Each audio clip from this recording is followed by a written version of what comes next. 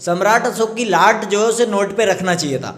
और अगर किसी को महापुरुष की फोटो लगानी थी तो फिर गांधी की क्यों लगाई, भगत सिंह की भी लगाइए, सुभाष चंद्र बोस की भी लगाइए और राष्ट्रपिता फुले की भी लगाइए। हम गांधी को राष्ट्रपिता नहीं मानते, हम तो ज्योतिबा फुले को मानते हैं, तो राष्ट्रपिता फुले की भी लगाइए। लेकिन इन्हों की असली दुश्मनी जो है सम्राट अशोक से है और इसी के तहत इन्होंने सम्राट अशोक की लाट जो थी वो नोट पे छोटी कर दी। तो ये देशद्रोही लोग हैं जो सम्राट अशोक को देशद्रोही बताते हैं। सम्राट अशोक से महान शासक पूरी दुनिया में नहीं हुआ। सम्राट अशोक बहुत ही महान सम्राट थे और एक ईमानदारी से शासन करने वाले सम्राट थे। कहा जाता है कि जैसा कि आपने बताया कि उस समय जब सम्राट अशोक का शासन था तो जानवरों के लिए भी भारत में अस्पताल खोले गए। सम्राट अशोक के काल में दुनिया की जो 33% अर्थव्यवस्था थी उस पर भारत का कब्जा था। तो जो लोग कहते हैं सम्राट अशोक ने नरसंहार किया वो झूठ बोलते हैं। किसी सिविलियन को, किसी नागरिक को सम्राट अशोक ने नहीं मारा। जो लोग युद्ध के मैदान में आए वो मारे गए। कई लोग कहते हैं कि कलिंग युद्ध के बाद सम्राट अशोक ने बौद्ध धर्म अपनाया, जो कि झूठ है। सम्राट अशोक तो पहले से ही बौद्ध थे या पहले से ही जैन थे। उनके पिता जैन थे, उनके पिता जो थे आजीवक थे और उनके दादा जो थे वो जैन धर्म को मानते थे। तो पहले से ही वो बौद्ध और जैन संस्कृति के ही थे। ये जो कहा जाता है सम्राट अशोक ने बौद्ध धर्म तब अपनाया जब कलिंग में उन्हें बुरा लगा, ऐसा कुछ नहीं है। ये सब माइथोलॉजी है। और जो लोग कहते हैं सम्राट अशोक बहुत क्रूर था, ये भी एक माइथोलॉजी है। आप सभी भाइयों को नमस्कार, जय भारत। मैं आपका भाई मनोज मौर्य और आप लोग देख रहे हैं सम्राट दस्तक। तो दोस्तों आज हमारे साथ हैं संतोष साहब जी। आज इनसे बात करेंगे अखंड भारत पे। आज भी लोग अखंड भारत को याद करते हैं और कहते हैं सम्राट अशोक का दौर ही स्वर्णिम काल का युग हुआ करता था, जिस टाइम सम्राट अशोक महान के काल में पशुओं के लिए भी अस्पताल खोले गए थे। तो आज भी लोग अखंड भारत को याद क्यों करते हैं? ऐसा आखिर क्या था उस काल में जो लोग अखंड भारत को याद करते हैं? तो आज सर से सीधे जानेंगे। सर स्वागत है आपके मेरे चैनल में। बहुत बहुत धन्यवाद। तो सर हम आज आपसे बात करने वाले हैं अखंड भारत पे। जिस तरीके से लोग आज भी अखंड भारत को याद करते हैं, तो आखिर उस टाइम ऐसा क्या था जो लोग आज भी याद कर रहे हैं? देखिए, भारत का 3000 साल का जीवित इतिहास है और उससे पहले सिंधु घाटी सभ्यता है जो दुनिया की सर्वश्रेष्ठ और उन्नत सभ्यता मानी जाती है। तो सिंधु घाटी सभ्यता में भी हम बहुत ही महान थे। मतलब भारत जो था दुनिया के नक्शे पे अलग पहचान रखता था। सिंधु घाटी सभ्यता जो है, जहाँ पर घर भी मिले हैं और बहुत कुछ मिला है, उसकी लिपि को दुर्भाग्यपूर्ण है कि नहीं पढ़ा जा सका है, लेकिन वहाँ स्तूप भी मिले हैं। तो इससे पता चलता है कि जो सम्राट अशोक की संस्कृति है, जो गौतम बुद्ध की या महावीर स्वामी की या पार्श्वनाथ स्वामी की जो संस्कृति है, जो समण संस्कृति है, वो 3-4 हज़ार साल पुरानी बुद्ध से भी है, बुद्ध से भी उतना पुरानी है। तो सम्राट अशोक जो है उसमें समझ लीजिए सूरज हैं, उस जो संस्कृति है उसके सूरज हैं। और सम्राट अशोक जो है उन्होंने भारत का इतना विस्तार किया कि पूरे दुनिया में भारत का विस्तार किया। कैसे किया? हुआ क्या कि सम्राट अशोक जो थे एक ऐसे सम्राट थे जिन्होंने भारत को पूरे नक्शे पर, विश्व के नक्शे पर अलग पहचान दी। किया क्या उन्होंने कि जो बुद्ध की विचार हैं, जो बुद्ध की बातें थीं, उन्हें अपने शिलालेखों पर लिखवाया। आज भी उनके शिलालेख अफगानिस्तान में मिले हैं, भारत में मिले हैं, नेपाल में उनका शिलालेख मिला है। तो इससे क्या हुआ कि सम्राट अशोक जो थे उनकी जो बातें हैं, जो शिलालेखों में लिखी गई हैं, वो बातें बताती हैं कि वो एक महान सम्राट थे। उन्होंने लिखवाया है कि सबका सम्मान करो, अपने माता पिता का सम्मान करो या ईमानदारी से जीवन को जियो। उन्होंने लिखवाया है कि हे मेरे पुत्रों शासक बनो।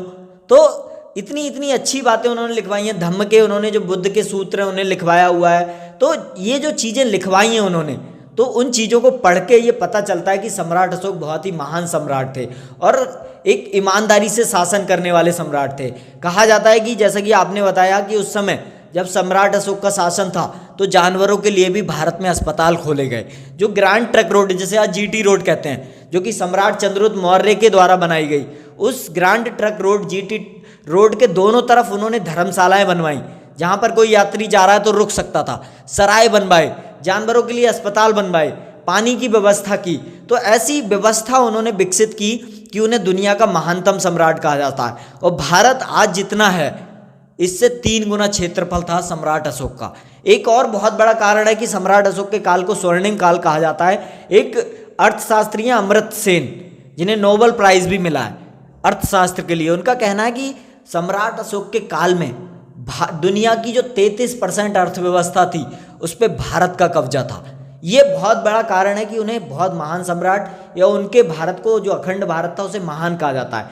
एक और भी बहुत बड़ा कारण है कि भारत का जो विस्तार है दुनिया भर में, जैसे कि मैंने बताया था कि उन्होंने दुनिया भर में बौद्ध भिक्षुओं को भेजा, श्रीलंका अपने पुत्र को भेजा, पुत्री को भेजा, पूरे भारत का जो विस्तार था उन्होंने दुनिया भर में किया। आज दुनिया भर में बुद्ध की मूर्तियां मिलती हैं, आप देखते हैं ना, दुनिया भर में आज बुद्ध की मूर्तियां मिलती हैं।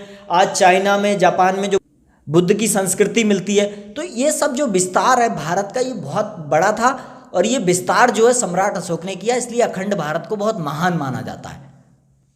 तो अच्छा सर, ये बताइए, अगर भारत विश्व गुरु बनाने की बात की जाती है, आज मोदी जी कहते हैं कि हमें भारत को विश्व गुरु बनाना है, तो भारत विश्व गुरु कैसे बन सकता है? इस देश में हिंदू मुस्लिम सब ज़्यादा चलता है आज के टाइम। देखिए, भारत विश्व गुरु कैसे बन सकता है, एक बहुत बड़ा सवाल है। जैसे कि मैंने बताया, सम्राट अशोक के काल में भारत का विस्तार था, दुनिया भर से लोग पढ़ने आते थे यहाँ पर। आज हमारी क्या हालत है, दुनिया भर में हमारे लोग पढ़ने जा रहे हैं। तो भारत कैसे विश्व गुरु बनेगा? हमें अपनी शिक्षा व्यवस्था सुधारनी पड़ेगी, हमें अपने लोगों को रोजगार देना पड़ेगा, हमें अपने यहाँ अच्छी व्यवस्था करनी पड़ेगी। सबसे बड़ा आधार तो शिक्षा होगा कि हम अपनी सामाजिक व्यवस्था को बदलना पड़ेगा। सामाजिक व्यवस्था में आज देख रहे हैं इतना ऊंच नीच है, इतना भेदभाव है, इतना शोषण है, उस शोषण को ख़त्म करना पड़ेगा, सबको बराबर पे रखना पड़ेगा। जैसा कि सम्राट अशोक महान के, सम्राट चंद्रगुप्त मौर्य के, भगवान गौतम बुद्ध के, भगवान महावीर स्वामी के काल में था कि सारे भारतीय बराबर होते थे, तो भारत विश्व गुरु बना, उसे सोने की चिड़िया कहा गया। अब आपको फिर से वही करना है तो कैसे होगा? आपको सामाजिक व्यवस्था अच्छी करनी पड़ेगी, समाज में सभी को बराबर रखना पड़ेगा। आपको जो मैंने सबसे बड़ी बात बताई कि आपको शिक्षा की व्यापक व्यवस्था करनी पड़ेगी, अपने लोगों को अच्छी शिक्षा देनी पड़ेगी, क्वालिटी एजुकेशन देनी पड़ेगी। जब तक वो सब नहीं होता है तब तक हम विश्व गुरु बनना तो दूर, आज हमारी दुनिया में बहुत बुरी हालत है। तो तभी हम विश्व गुरु बन सकते हैं जो प्राचीन भारत में जो हमने किया, उन सब चीज़ों को लागू किया जाए, अच्छे विश्वविद्यालय बनाए जाएँ, अच्छी शिक्षा की व्यवस्था की जाए। जब ऐसा किया जाएगा तो भारत विश्व गुरु बनेगा। सर, कहीं ना कहीं हम लोग बोलते हैं सम्राट अशोक को महान शब्द लगाते हैं, वहीं कुछ लोग बोलते हैं कि सम्राट अशोक एक बहुत क्रूर शासक था और उसने बहुत लोगों की हत्या की थी। देखिए, सम्राट अशोक को लोग क्रूर कहते हैं, तो इसका एक बड़ा कारण है कि उन्होंने कलिंग का युद्ध लड़ा और कलिंग के युद्ध में बहुत सारे सैनिक मारे गए। तो जो लोग कहते हैं सम्राट अशोक ने नरसंहार किया, वो झूठ बोलते हैं। किसी सिविलियन को, किसी नागरिक को सम्राट अशोक ने नहीं मारा। जो लोग युद्ध के मैदान में आए वो मारे गए। युद्ध में लोग मारे जाते हैं, इसमें क्या है भाई? मेरा आपका युद्ध हो रहा है तो सैनिक मारे जाएंगे, तो सैनिकों का मरना कोई नरसंहार नहीं है। हालांकि सम्राट अशोक को उस बाद में लगा कि नहीं, बहुत ज़्यादा लोग मर गए, तो उन्होंने अपनी नीति को बदला। कई लोग कहते हैं कि कलिंग युद्ध के बाद सम्राट अशोक ने बौद्ध धर्म अपनाया, जो कि झूठ है। सम्राट अशोक तो पहले से ही बौद्ध थे या पहले से ही जैन थे, उनके पिता जैन थे, उनके पिता जो थे आजीवक थे और उनके दादा जो थे वो जैन धर्म को मानते थे। तो पहले से ही वो बौद्ध और जैन संस्कृति के ही थे। ये जो कहा जाता है सम्राट अशोक ने बौद्ध धर्म तब अपनाया जब कलिंग में उन्हें बुरा लगा, ऐसा कुछ नहीं है, ये सब माइथोलॉजी है। और जो लोग कहते हैं सम्राट अशोक बहुत क्रूर था, ये भी एक माइथोलॉजी है, मतलब एक कहानियाँ लिख दी गई, तो कहानियाँ लिख दी जाती हैं। सम्राट अशोक बिल्कुल क्रूर नहीं थे। हाँ, युद्ध हुआ, युद्ध में तो लोग मारे जाते हैं, इसमें क्या है? सम्राट अशोक के सैनिक भी तो मरे होंगे। अगर उन्होंने कलिंग के सैनिकों को मारा तो क्या सम्राट अशोक के सैनिक नहीं मरे होंगे? उनके सैनिक भी मरे। तो ये तो दोनों तरफ का युद्ध था। वो बाद में उसे जीत गए और बाद में उन्होंने जीत दर्ज करके और भारत को अखंड बनाया। बाद में उन्होंने कहा कि अब मैं किसी पे हमला नहीं करूंगा, अब मैं धम्म नीति अपनाऊंगा या अपना विस्तार धम्म नीति के अनुसार करूंगा। तो उस हिसाब से उन्होंने काम किया। तो सर, ये बताइए, आज जो सम्राट अशोक की लाड है वो नोट पे छोटी कर दी गई है, ऐसा क्या कारण रहा कि सम्राट अशोक महान की लाड आज नोटों पे छोटी कर दी गई है? देखिए, हुआ क्या, अटल बिहारी जी प्रधानमंत्री बने और उन्होंने क्या किया कि एक रातों रात घोषणा करी कि नोट पे गांधी जी को रखा जाएगा और सम्राट अशोक की लाड छोटी कर दी गई, जो कि एक बहुत ही निंदनीय घटना थी और मैं इसकी निंदा करता हूँ। सम्राट अशोक की लाड जो है उसे नोट पे रखना चाहिए था। और अगर किसी को महापुरुष की फोटो लगानी थी तो फिर गांधी की क्यों लगाई? भगत सिंह की भी लगाइए, सुभाष चंद्र बोस की भी लगाइए और राष्ट्रपिता फुले की भी लगाइए। हम गांधी को राष्ट्रपिता नहीं मानते, हम तो ज्योतिबा फुले को मानते हैं, तो राष्ट्रपिता फुले की भी लगाइए। अगर आपको फोटो लगानी है तो सबकी लगा दीजिए। तो ये बहुत ही गलत निर्णय था और गांधी जी की जो फोटो लगा दी गई नोट पे और सम्राट अशोक की लाड छोटी कर दी गई, तो ये गलत निर्णय था। और आज भी कोशिश चल रही है, ये लोग जो भाजपा के ही लोग हैं या जो आरएसएस के लोग हैं, वो क्या कहते हैं कि हम झंडा बदल देंगे तो हिंदू राष्ट्र बनाएंगे। अरे भाई, भारत हिंदू राष्ट्र ही है, सम्राट अशोक हिंदू नहीं है क्या? सम्राट अशोक को ये लोग कहते हैं क्रूर शासक, फिर कहते हैं सम्राट अशोक अहिंसक हो गया बाद में। पूरी एक इन्होंने माइथोलॉजी बनाई हुई है, कहानियाँ बनाई हुई हैं, जिससे पूरा सम्राट अशोक का चरित्र हनन करते हैं और हिंदू राष्ट्र की बात करते हैं, भगवा ध्वज लाने की बात करते हैं और जो भी हमारे ऐतिहासिक प्रतीक हैं उन्हें ध्वस्त करने की बात करते हैं। ये लोग कहते हैं हिंदू राष्ट्र बनाएंगे, मुसलमानों की बात करते हैं, लेकिन इन्हों की असली दुश्मनी जो है सम्राट अशोक से है। और इसी के तहत इन्होंने सम्राट अशोक की लाट जो थी वो नोट पे छोटी कर दी। मौर्य साम्राज्य का जो प्रतीक है, मौर्य साम्राज्य का ही नहीं, ये भारत का एक गौरव का प्रतीक है। जो अशोक लाट है, अशोक का एम्बलम है, ये भारत के गौरव का प्रतीक है और इसे रखना चाहिए था। आज भी है, वो छोटा है, लेकिन मैं कहता हूँ अगर आपको गांधी का लगाना था तो बहुत सारे महापुरुष हैं, सबका लगा देते, तो उसकी कोई ज़रूरत नहीं थी। अटल बिहारी जी ने कर दिया, तो इस पे चर्चा होनी चाहिए, संसद में चर्चा हो। और हम तो यही चाहते हैं कि गांधी जी को ना रखा जाए, वहाँ केवल अशोक की लाट को रखा जाए और जो इतिहास है उसे संरक्षित किया जाए। अच्छा सर, ऐसे ये बताइए, बहुत सारी घटना हो चुकी हैं, कहीं कहीं अगर चीन में देखोगे तो सम्राट अशोक की लाड़ है उन्हें सुरक्षित रखा गया है और भाई हमारे देश में उन लाड़ों को तोड़ा जाता है। आपने भी देखा होगा बहुत सारी घटनाएं हैं। देखिए, मैं वही कह रहा हूँ ना, सम्राट अशोक के खिलाफ एक नफरत फैलाई जाती है और सम्राट अशोक के खिलाफ एक, जैसे बनवासी पत्रिका थी तो उसने लिखा था कि सम्राट अशोक ने देश को गुलाम बनवा दिया, सम्राट अशोक को देशद्रोही बताया था।